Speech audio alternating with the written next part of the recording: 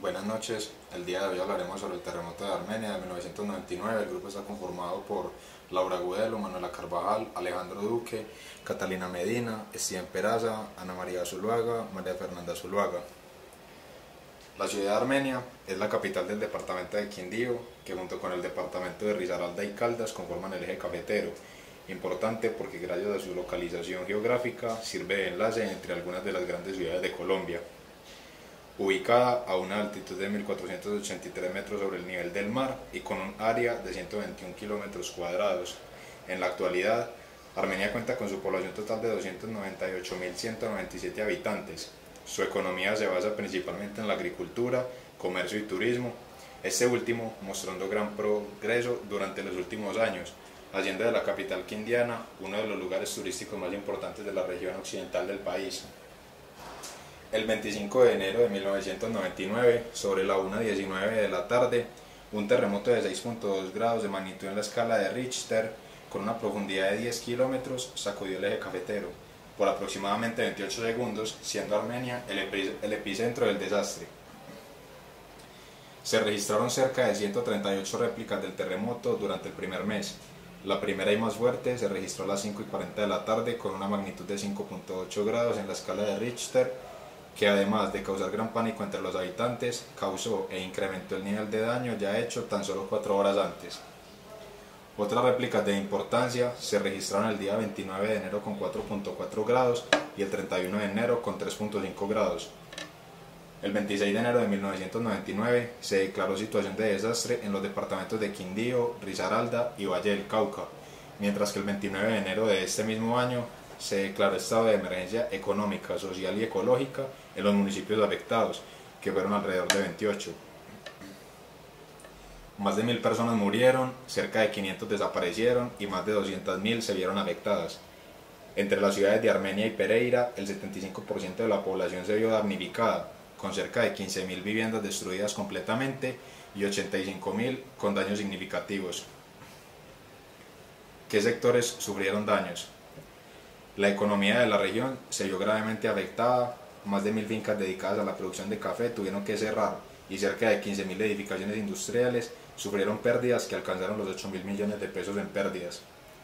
No solamente se vio afectada esta región por la falta de producción de sus recursos, sino también porque se vio comprometido el turismo durante todo este año, y esta es una parte muy importante en la economía. También se vieron afectados centros de salud, educación y locales de comercio, por lo que se perdieron alimentos, bebidas e implementos de atención médica que posteriormente serían importantes para el mantenimiento de la población sobreviviente. La suma de daños directos e indirectos de la población después del sismo fue de 2.786 millones de pesos. Con respecto al agua y al alcantarillado, hubo daños mínimos y el abastecimiento de agua durante la emergencia de desastre fue por la quebrada de Armenia. Sin embargo, fue necesario potabilizar el agua y distribuirla equitativamente. Otro aspecto fue el surgimiento de patologías por el hacinamiento y la falta de higiene.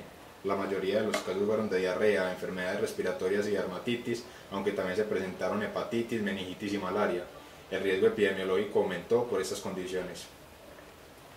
El Fondo de Reconstrucción y el Desarrollo Social del Eje Cafetero, FOREC, consiguió darle otra cara a la tragedia invirtiendo cerca de 1.6 billones de pesos. Hoy, ciudades como Armenia y Pereira han logrado levantar su infraestructura y reconstruir su industria.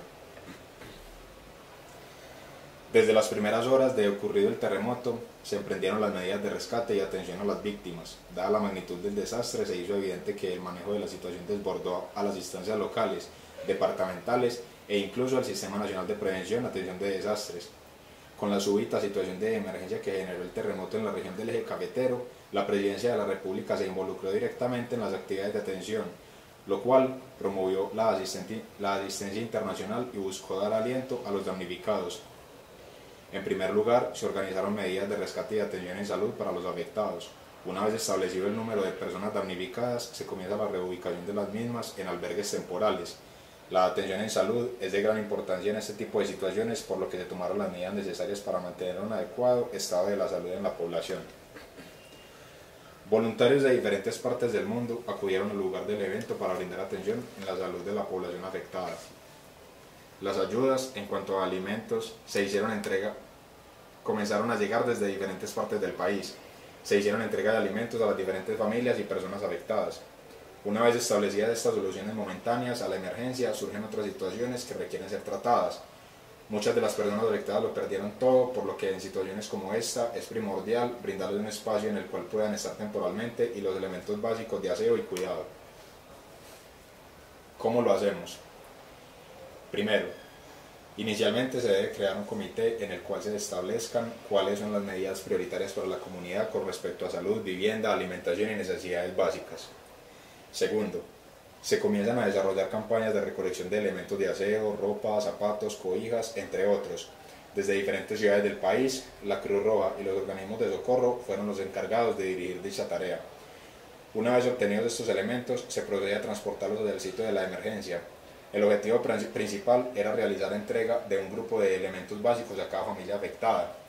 Para el transporte de estos insumos se deberá disponer ágilmente de suficientes vehículos y equipos como empresas de transporte colectivo y de mercancías, empresas estatales y privadas de telecomunicaciones, Ministerio de Transporte, Policía, líneas aéreas locales y las organizaciones no gubernamentales. Debido a las dificultades que en algunas ocasiones representa el transporte de estos recursos desde lugares alejados al sitio del evento, se recurrirá a la ayuda inmediata de lugares más aledaños al evento mientras llegan las demás ayudas. Otra posible solución para este problema es el desarrollo de centros de acopio cercanos al lugar afectado. A estos centros llegarán todos los elementos desde diferentes partes del país y desde allí serán distribuidos de forma más eficiente y rápida al sitio del desastre.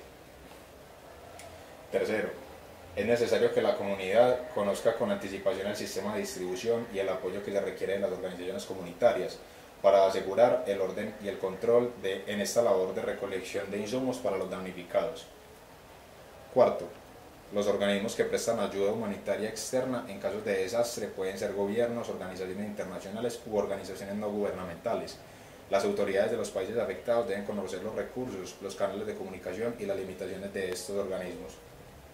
Estos organismos pueden otorgar subvenciones de dinero en efectivo, donar suministros, prestar asistencia técnica o hacer préstamos. Posiblemente pidan pruebas directas o concluyentes sobre la necesidad de ayuda antes de efectuar gastos o proceder en la recaudación de fondos.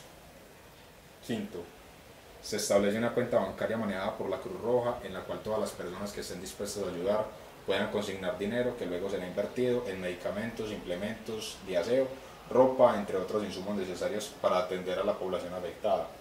Sexto, es importante tener en cuenta que entre la recolección de artículos no alimentarios se encuentran aspectos tales como fondos y préstamos que permitirán la reconstrucción de viviendas.